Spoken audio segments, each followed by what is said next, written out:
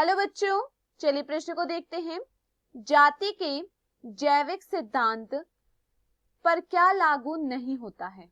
हमारे पास दिए हुए विकल्प हैं। विकल्प ए संकरण, विकल्प बी जनन पृथक्करण, विकल्प सी प्राकृतिक जनसंख्या, विकल्प डी जीन पूल। मुख्य अवधारणा है, मुख्य अवधारणा, इस प्रश्न की मुख्य अवधारणा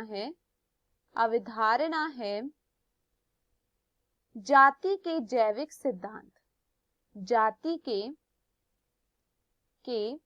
जैविक सिद्धांत।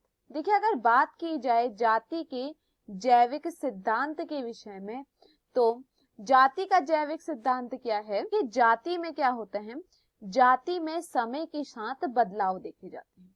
जाति में समय के साथ क्या देखे जाते हैं, बदलाव देखे जाते हैं। अब इस बदलाव का कारण भौगोलिक कारण हो सकता है, भौगोलिक रूप से यहाँ पर क्या हो सकता है, परिवर्तन हो सकता है, और यह कारण हो सकता है आनुवंशिक कारण।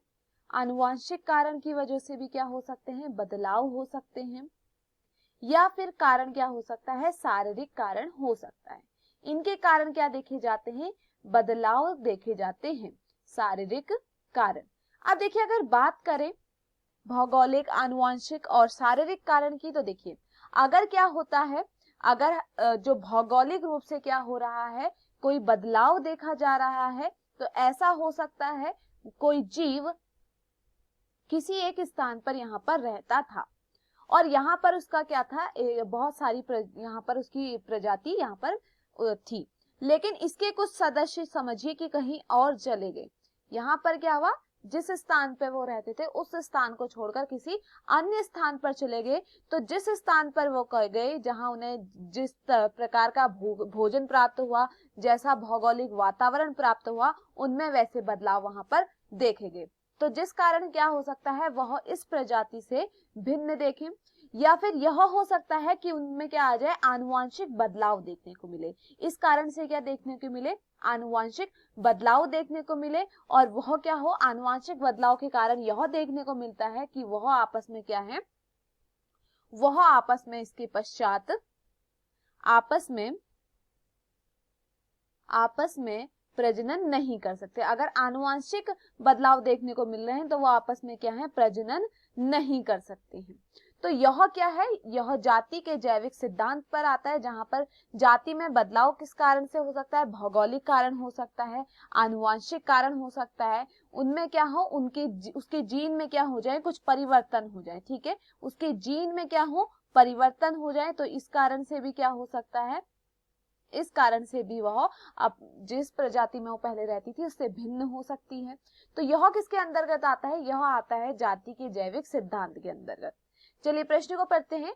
जाति के जैविक सिद्धांत पर क्या लागू नहीं होता है? तो विकल्प ए दिया गया है संकरण।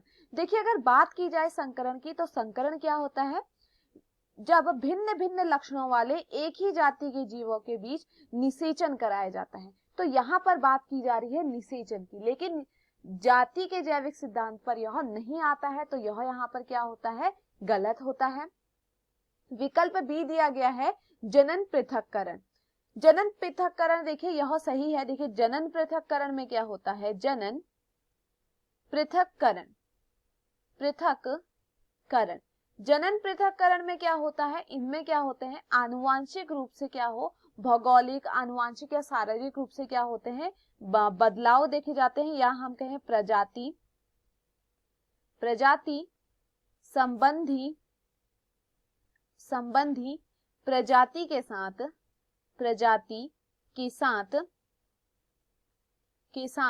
प्रजनन नहीं करती है।